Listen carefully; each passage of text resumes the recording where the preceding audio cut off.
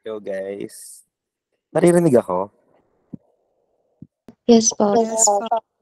Ako ba 'to? Ako 'to magme-mentoring 'no? Tama? Okay. Ako pala. Teka lang. Kinabahan naman ako. Kaya pala sabi ni Pastor Abby tatawagin niya ako.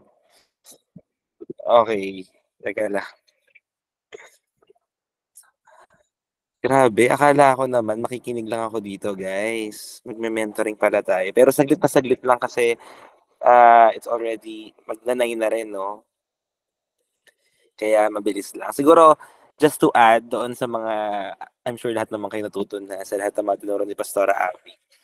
At may mga key takeaways na kayo. Dagdag ko na lang 'tong isang quotation na we may win the argument but we lose the people or we lose the person, no? So sa mga every time na nakikipag communicate tayo, hindi naman kasi may iwasan sa relationship na may mga misunderstandings talaga.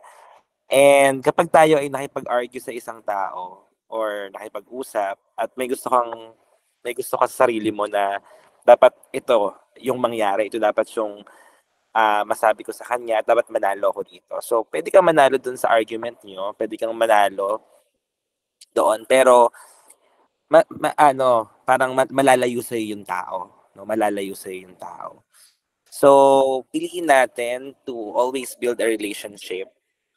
Piliin natin, let's value relationship over conflicts, over unforgiveness. Yan, yung mga napag-aralan natin kanina.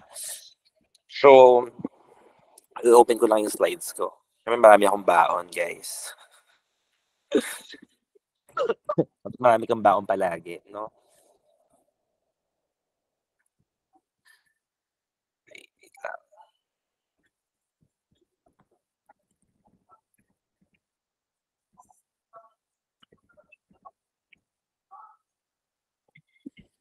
Okay, so ito. Siguro sa pagdating natin sa mentoring ngayon, since malapit na ang inyong anniversary this coming Saturday at kaya kahapon, 'di ba, sabi ko sa inyo, katiwala niyo na lang sa Lord lahat ng mga alalahanin niyo pa kung may mga concerns pa kayo na hindi pa naayos, bigyan niyo na lang sa Panginoon lahat. Ang sabi sa Word of God, babasahin ko lang.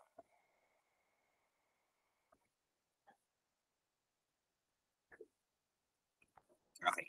Matthew chapter 10 verse 22. Okay, Matthew chapter 10 verse 22. At dito na lang siguro ako iikot. No, mabilis lang. He who endures to the end will be saved. Yan. He who endures to the end will be saved. Baka may mga nagtatangka pa sa inyong mawala sa anniversary na last minute para hindi magpapakita na naku po, dahil pa kailangang ayusin, no?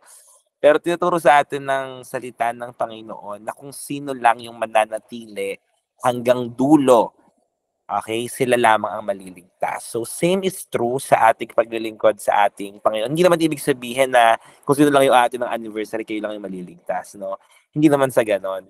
So ang gusto lang ituro sa atin ng Panginoon, isinimulan nyo na, tapusin nyo na. Okay, nagsimula na lang din naman kayo. Nagsimula na kayong mag-saturate, nagsimula na kayong gumawa ng mga programs, etc. So tapusin nyo na. At hindi tayo pwede maging ningas-kugon. Alam niyo yung ningas-kugon, mga kabataan, yung sa simula lang magaling. No, kasi ako marami na akong nakilala by experience na sobra talagang on fire sa simula pero nawawala sila along the way ng paglilingkod nila sa Panginoon. So kayo, no, mas mabuting magsimula ng tama kaysa magsimula ng mali. Okay, magsimula tayo ng tama. At hindi lang magsimula ng tama, kundi magtapos din tayo ng tama. Okay, kasi maraming kabataan nagsimula ng tama pero nagtapos ng mali. So yun yung iniiwasan natin sa inyong buhay paglilingkod. Si Jesus, meron siyang 12 disciples, tama. Pero doon sa 12 disciples ni Jesus, meron din siyang tinatawag na smaller circle. Okay, yung lagi niyang nakakasama. At isa dito si Pedro, isa dito si John, the beloved. Okay, so malalapit ang loob ng mga disipulong ito kay Jesus. Pero tingnan nyo ang pangyayari, no? tignan niyo ang pangyayari. Na kahit sobrang close ni Jesus kay Pedro, okay? Sobrang lagi sila magkasama, dinidisciple, and maybe some of you, na sobrang malapit kayo sa mga leaders nyo, malapit kayo sa pastors nyo, pero anong ginawa ni Pedro? No? Dininay niya si Jesus ng 3 beses. Dininay niya si Jesus ng 3 beses. So kahit ganun kalapit ang relationship ni Jesus at ni Pedro, pero na-deny pa rin siya. So, tinuturo lang sa atin na do not expect too much sa isang tao. Kasi madi-disappoint ka. Okay, kahit gaano pa siya kalapit sa'yo. Do not expect too much. Huwag kang mag-e-expect. Kasi pag nag-expect ka, ikaw din ang masasaktan sa dulo. Okay, so ganon. So, dinanay siya ng 3 beses. Di ba, pinagkaila pa siya, kinaila siya na hindi niya kilala si Jesus. Napakasakit nun. Pero after nun, ito naman yung maganda. Kay Jesus, there's always a second chance. Okay?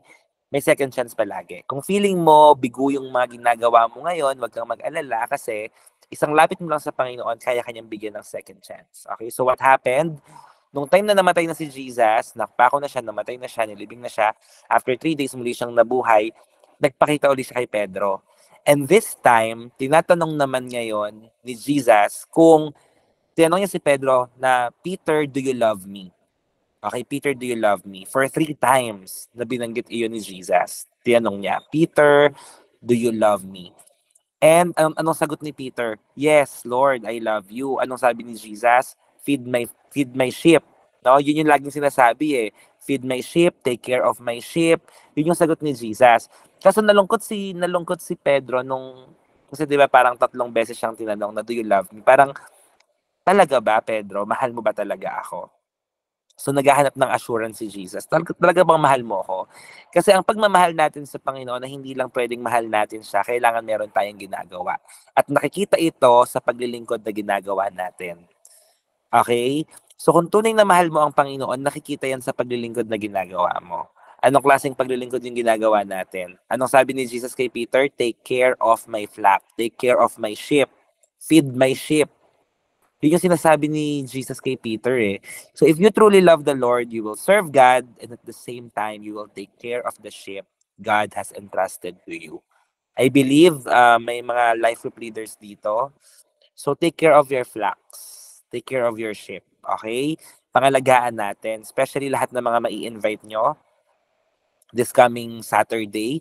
Take care of them. Take good care of them. Kasi ayaw nating mangyari yung mga nangyari na in the past na napakadaming invite pag-anniversary tapos nawawala din.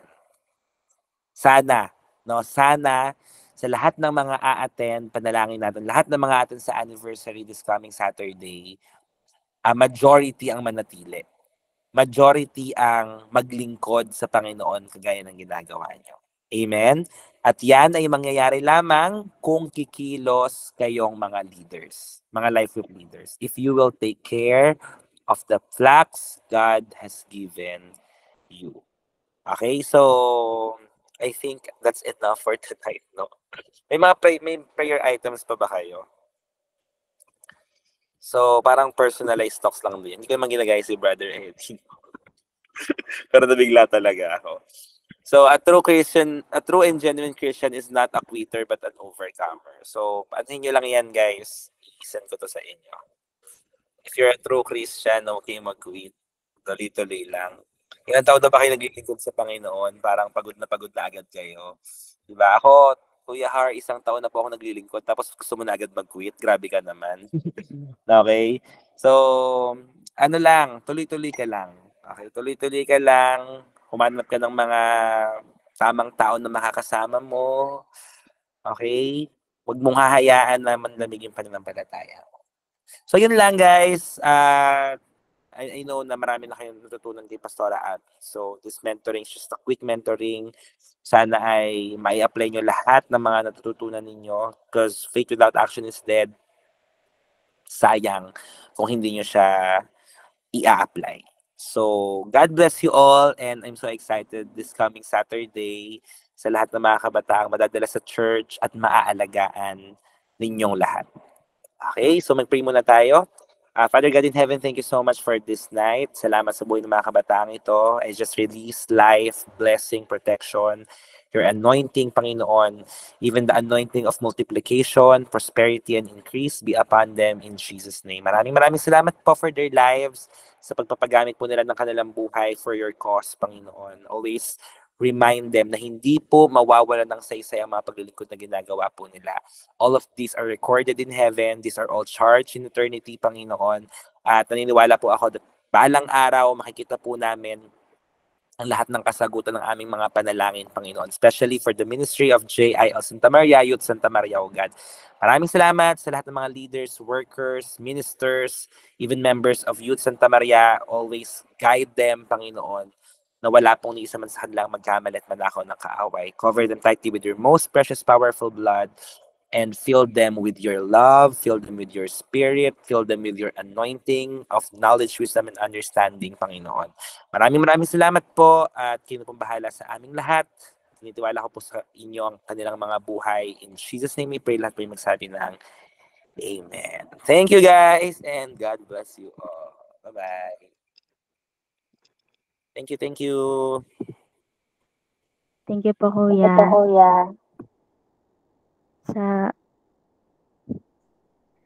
Ayan, so dahil wala na po tayo muna ng prayer items, pero sama po natin sa personal prayers po natin yung prayer items po natin na 1 to 4. Ngayon po, dala ko po tayo sa atin pong closing prayers. So tayo pong lahat ay yumukat pumikit. Hallelujah, Lord. Hallelujah, Jesus. Hallelujah, Holy Spirit. Patuloy, Panginoon, na dinadakil at tinataas ka po namin sa aming pong kalagitnaan. Maraming salamat po, Lord, for the victorious mentoring and prayer and fasting po namin na meeting sa gabi pong ito. Maraming salamat, Panginoon, sa lahat, Lord, ng tinuro mo po sa amin simula sa pagtuturo mo po sa pamamagitan po ng buhay po ni Pastora Abby at ngayon po sa buhay po ni Kuya Harold Cruz. Patuloy, Panginoon, sa lahat, Lord God, ng tinuro mo po sa amin sa gabi pong ito. Hayaan mo, Lord God, na di po namin makalimutan, Panginoon, at personal, Panginoon, namin na maalala lahat po, Lord God, ng tinuro mo po sa amin sa gabi pong ito. Panalangin po namin na tulungan mo po kami, ayusin mo po ang buhay po namin bilang mga lingkod mo po, at pagkaisahin mo po kami, Panginoon, ng pagmamahal po na nagmumula po sa iyo. We pray, Lord God, na di po manaeg ang plano ng kaaway sa aming pong buhay bilang mga ginagamit mo po, Panginoon, para po sa mga kabataan at sa ministeryo mo. Hayaan mo, Lord God, that the spirit of love, understanding, Panginoon, ay makita po, Panginoon, sa KKB Santa Maria, Panginoon, in the mighty name of Jesus, in the mighty name of Jesus. We pray also, Panginoon, na sa ginamit mo po sa aming pong kalagitnaan, sa buhay po ni Pastora Abby, hayaan mo, Lord God, na pagpalain mo po siya, higit pa po sa panalangin ng kanya pong puso, higit pa po sa ina-expect po niya, Panginoon. Hayaan mo, Lord God, na maranasan po niya ang nag-uumapaw na pabor mo, nag-uumapaw na pagpapala at pag-iingat mo po sa kanya pong buhay. Sa lahat, Lord God, ng area po, Panginoon, ng buhay po niya, maranasan po niya, Panginoon, ng pagsama mo po, O God, in the mighty name of Jesus. May continue to bless her, Panginoon, at ang buong pamilya po nila, Lord God, in the mighty name of Jesus. Patuloy, Lord, na gamitin mo lamang po siya for your glory alone. At hayaan mo, Lord God, na ang unspoken prayers po ng puso po niya, lahat, Lord God, ng iniyak po niya sa iyo, patuloy, Lord, na bigyan mo po ng kasagutan, O God, in the mighty name of Jesus. Patuloy, Lord, nataasin po namin sa iyo ang buhay po ni Kuya Harold Cruz na ginamit mo rin po sa gabi pong ito. Patuloy, Lord, na palakasin mo po siya at hayaan mo po, Panginoon, ang panalangin at iniiyak po ng puso po niya sa iyo.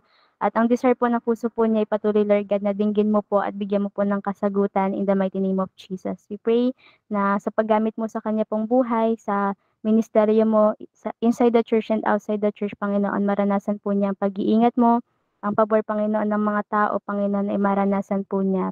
Provide him, Panginoon, lahat po ng pangailangan po niya, and even yung needs po, Panginoon, and wants ng family po na nire-represent po niya ay maranasan at ma-receive po nila, O God, in the mighty name of Jesus. Panalangin din po namin sa lahat, Lord God, ng KKB leaders, workers, ministers na gagamitin mo po sa darating po na anniversary. Hayaan mo, Panginoon, na patuloy, Lord, na pagpalain mo po ang buhay po ng bawat isa, lahat ng area ng buhay po namin, maranasan po namin ng pagsama mo po, Panginoon. At panalangin po namin sa lahat, Lord God, ng gagamitin mo po sa anniversary, yung naging preparation po namin for 12 days. Hayaan mo po, Panginoon, na hindi po mawalan ng kabuluhan, Panginoon. At sa mga susunod pa po na araw, Lord God, na gagamitin mo po kami. Hayaan mo, Lord God, na ang kagalakan, Panginoon, sa puso po namin ay makita mo po sa pagpe-prepare po namin, sa pag-aayos po namin, Panginoon. Hindi lang man po kami kumikilos dahil kailangan, kundi kumikilos po kami dahil gusto po namin parangalan ang iyo pong pangalan sa buhay po namin at sa kay KB Santa Maria. Patuloy, Lord, na tinataas din po namin sa iyo ang weather, Panginoon, sa mga susunod po na araw at lalong-lalo na po sa anniversary, Panginoon, sa September 9, Panginoon, sa Sabado po. Hayaan mo po, Panginoon, na anuman po, Panginoon, ng bagyo na posible pong dumating ngayon pa lang, Lord God, ay hawiin mo na po, Panginoon, wasakin mo na po sa pangalan ni Jesus. Naniniwala po kami, Panginoon, na makakita po kami ng araw, Panginoon, sa September 9, Panginoon, sa anniversary. Hindi po magkakaroon ng rason ang mga invites po, Panginoon, na nalapitan po namin o dinala mo po sa amin, Panginoon, upang hindi po maka-attend dahil, Lord God, ang bagyo, Panginoon, ay winawasak mo na po, inaalis mo na po, Panginoon, in the mighty name of Jesus, in the mighty name of Jesus. Panalangin din po namin sa mga saturation na gagawin po namin at ginawa po namin sa mga nagdaang araw at sa mga susunod pa pong araw. We pray, Lord God, na patuloy, Panginoon, na samahan mo po kami. Hiwalay po sa iyo, wala po kaming kayang gawin. I-lead mo po kami sa mga kabataan, Panginoon, na magpapatuloy at magmamahal po sa iyo. Mga kabataan, Panginoon, na hindi po napilitan at hindi po kailangan pang pilitin para lang po umattend sa ministeryo mo. Panalangin po namin na ngayon pa lang, Lord, hawiin mo na po ang lahat po, Panginoon, ng daraanan po namin. At sa lahat, Lord God, na pupuntahan po namin na lugar, na eskwelahan, manguna ka po, Panginoon. Panahanan mo na po ito, O God, at i-prepare mo na po. Hayaan mo, Lord God, na maranasan po namin ang pabor ng mga pupuntahan po namin, yung mga tao po doon, maranasan po namin ang welcoming spirit po nila, Panginoon, in the mighty name of Jesus. In the mighty name of Jesus. Patuloy, Panginoon, na samahan mo po kami, bigyan mo po kami ng katagumpayan, Panginoon. Huwag mo po kaming iwan, Lord God. At alam po namin, naniniwala at nananampalataya po kami, Panginoon, na sasamahan mo po kami, na ang gawain po, Panginoon, na ito, ang anniversary po na ito, bibigyan mo po ng katagumpayan. This is not for us, Panginoon. Hindi po ito para po sa amin. Ginagawa po namin ito para po sa iyo. Kaya ang panalangin po namin, ang patuloy na pagsama mo po, Panginoon, at pangungunan po sa buhay po ng bawat isa. At sa amin po kabuuan, Panginoon, ng KKB Santa Maria. Maraming maraming salamat po, Panginoon.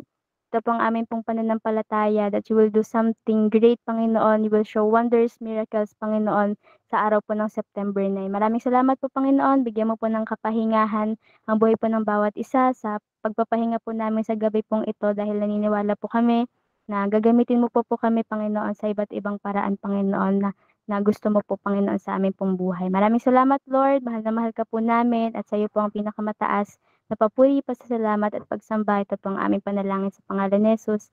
Amen and amen. Picture po tayo. Open cam po tayo ulit. God bless everyone. Thank you po.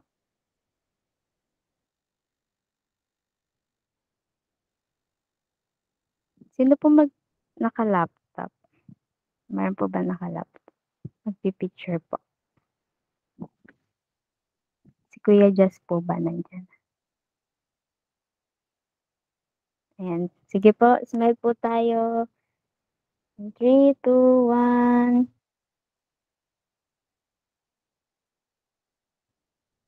Ayan na po. Isa pa po. Isa pa po. One in Christ po. Ito pala si Jen. One in Christ po. 1, 2, 3.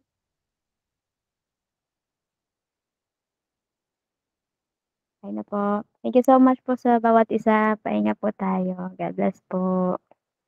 God bless. Pahinga na po. Thank you po. Bye. Bless po. God bless po.